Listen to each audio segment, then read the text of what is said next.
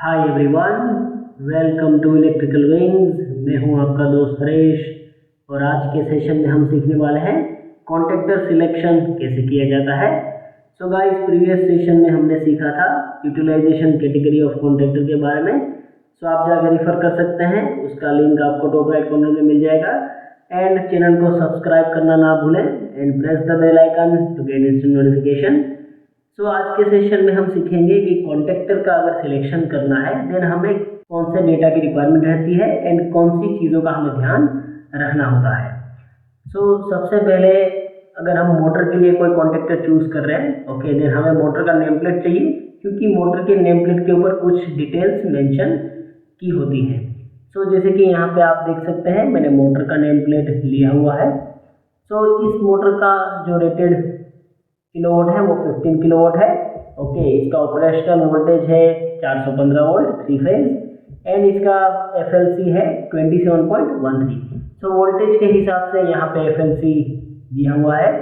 As well as हमारा motor जो है उसका एप्लीकेशन क्या है, मोटर को हम कौन सी जगह पे यूज़ करने वाले हैं, वो काफ़ी डिपेंडेंट रहता है कॉन्टैक्टर सिलेक्शन के ऊपर।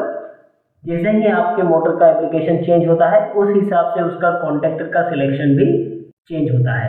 सो फॉर एग्जांपल, अगर आपका मोटर का स्टार्टिंग फ्रीक्वेंट आता है, ओके, जिसके अंदर आपको ब्रेकिंग या जॉगिंग की रिक्वायरमेंट है, देन आपको AC 4 कैटेगरी का कॉन्टैक्टर चूज करना है। Otherwise simple start and stop अगर स्क्विरल केज मोटर का आता है देन वहाँ पे आपको AC 3 कैटेगरी का कॉन्टैक्टर यूज करना है।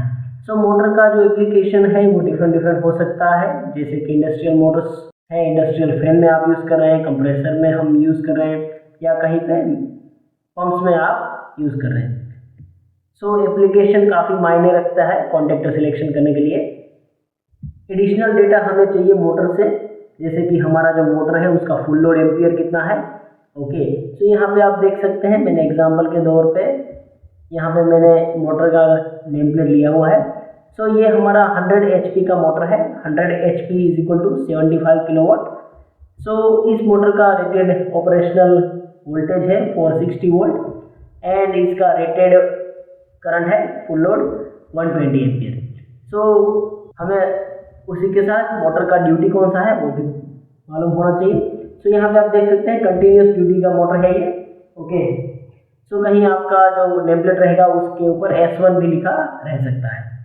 सो हमारा जो ये मोटर है उसका फुल लोड एम्पियर 120 एम्पियर है, 460 वोल्ट उसका ऑपरेशनल वोल्टेज है एंड कंटिन्यूस ड्यूटी के लिए डिज़ाइन किया गया है। एज वेल एज हमारा ये जो मोटर है उसका हमें लोकल रोटर करंट का वैल्यू भी पता होना चाहिए, क्योंकि कॉन्टैक्टर सिलेक्शन उसके ऊपर भी डिपेंड करता है। सो यहाँ पे आप देख सकते हैं, ये जो हमारा मोटर का नेम प्लेट है इसके ऊपर लोकल रोटर करंट का वैल्यू नहीं दिया गया है। सो यहाँ पे आप देख सकते हैं, ये जो हमारा मोटर रहता है उसके ऊपर एक कोड दिया हुआ रहेगा। फॉर एग्जाम्पल यहाँ पे कोड G दिया हुआ है। सो अभी इस कोड की मदद से हमें लोकल रोटर करंट का वैल्यू कैसे निकालें। सो ये जो कोड यहाँ पे आपको G दिया है, ओके, सो इस कोड के हिसाब से यहाँ पे एक टेबल दिया हुआ है।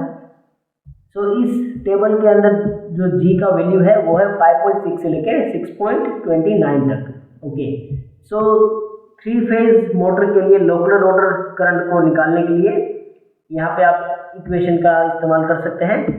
सो इस इक्वेशन के अंदर में अगर सारी वैल्यूज़ को सब्स्टिट्यूट कर दूँ देन यहाँ पे आप देख सकते हैं 577 मल्टीप्लाई बाई 100, क्योंकि हमारा 100 HP का मोटर है एंड KVA पर HP का जो रेशियो है वो मैंने 6.29 है, जो कि यहाँ से लिया है। सो मैक्सिमम करंट हमें चाहिए, इसलिए मैंने 6.29 लिया है। ओके, सो हमें मैक्सिमम लोकल रोटर करंट का वैल्यू मिलेगा 789 एम्पियर। तो यहाँ पे आप देख सकते हैं, यहाँ पे 120 उसका FLC है एंड ऑलमोस्ट 6.5 टाइम्स उसका लोकल रोटर करंट का वैल्यू दिया गया है। सो इतने पैरामीटर्स की हमें रिक्वायरमेंट रहती है मोटर साइड से। एडिशनल पॉइंट है कि हमारा जो कॉन्टैक्टर है जो हम सिस्टम के अंदर यूज़ कर रहे हैं, ओके, उसके जो कॉन्टैक्ट है वो जो वोल्टेज विथस्टैंड करना चाहिए वो सेम एज हमारा जो मोटर का नेम प्लेट का जो वोल्टेज है उतना होना चाहिए या उससे ज़्यादा वोल्टेज विथस्टैंड करना चाहिए। फॉर एग्जांपल यहाँ पे आप देख सकते हैं, ये जो हमारा कॉन्टैक्टर है, ओके, इसके अंदर 400 वोल्ट पे इसको हम यूज़ कर सकते हैं। सो हमारा मोटर भी रहेगा वो 415 वोल्टेज रहेगा। सो हमारा कॉन्टेक्टर जो है वो मोटर के जितना ही वोल्टेज या उससे ज़्यादा वोल्टेज को विथस्टैंड करना चाहिए। सेकंड पॉइंट है कि ये जो हम कॉन्टेक्टर सिलेक्ट करेंगे, ओके, सो कॉन्टेक्टर को पिकअप करने के लिए उसके अंदर एक कॉइल आता है। ओके, सो कॉइल को एडिशनल सप्लाई की रिक्वायरमेंट रहती है।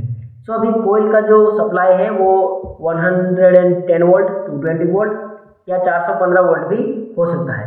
सो हमारी सिस्टम के अंदर कौन से वोल्टेज लेवल का कंट्रोल सप्लाई अवेलेबल है उस हिसाब से हम कॉन्टेक्टर का सिलेक्शन करेंगे। अगर हमारी सिस्टम के अंदर 220 वोल्ट का कंट्रोल सप्लाई अवेलेबल है देन हमें 220 वोल्ट सप्लाई कॉइल वाला कॉन्टेक्टर यूज़ करना है। अगर 415 का आपका कंट्रोल सिस्टम वोल्टेज है देन आपको 415 वोल्टेज वाला कॉइल का कॉन्टेक्टर यूज़ करना है।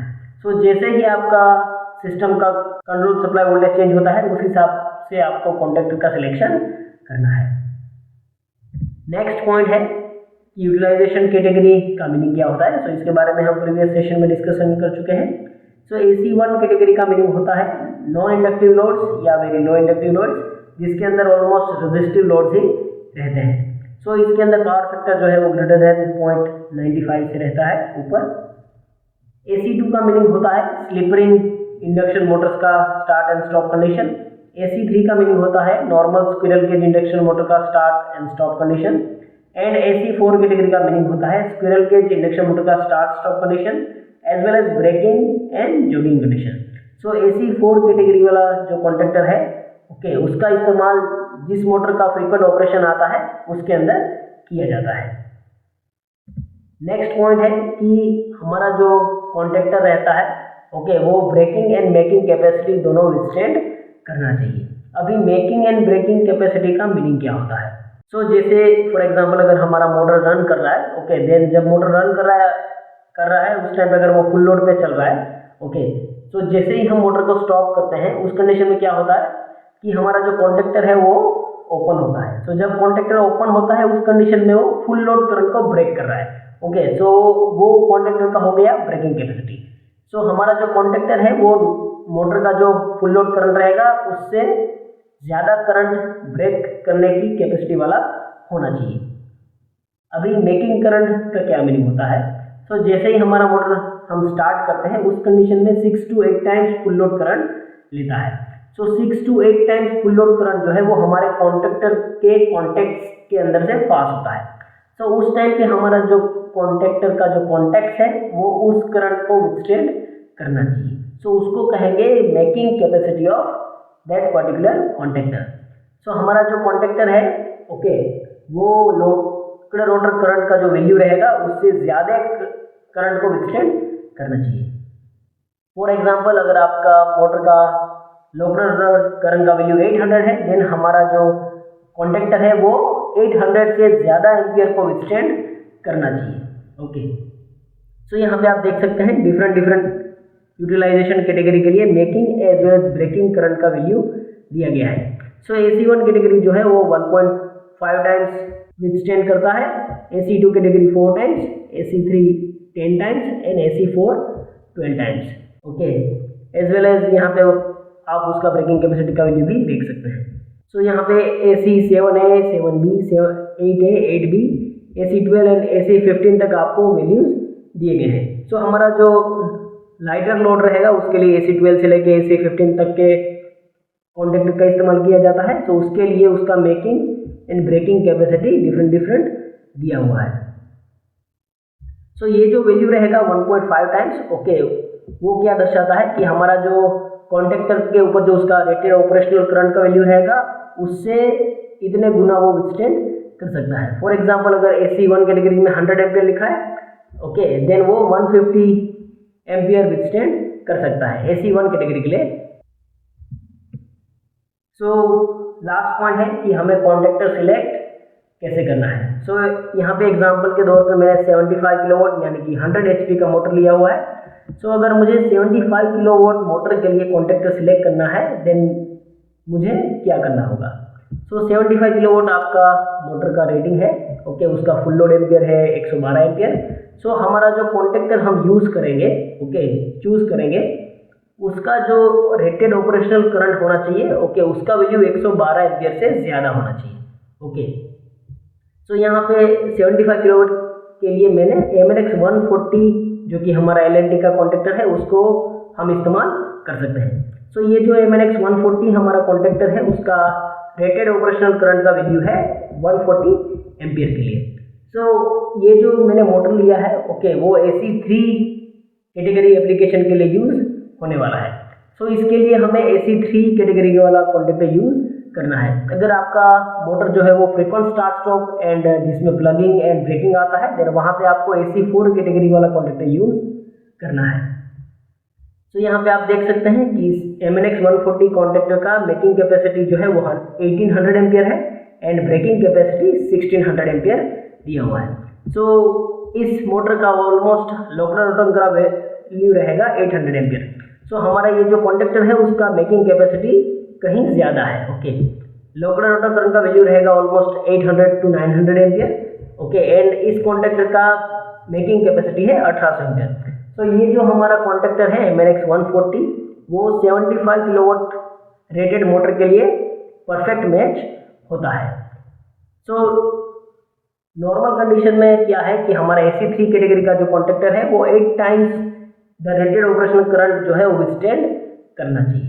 So one more time, okay, अगर आपका FLC का वैल्यू 1112 है, ओके, 112 एम्पियर है, देन आप जो कॉन्टेक्टर चूज करने वाले हैं उसका रेटेड ऑपरेशनल करंट का वैल्यू 112 एम्पियर से ज़्यादा होना चाहिए। ये बात आपको खास ध्यान रखना है।